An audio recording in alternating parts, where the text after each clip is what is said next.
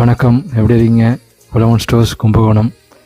Rainbow rod நம்மகிட்ட 7 அடி 8 அடி அவைலபிளு. நம்ம ரஃப் அடி அடிக்க ஒரு சிறப்பான rod, full fibre class rod. நல்லா ஹெவியாக லிஃப்டிங் பண்ணலாம்.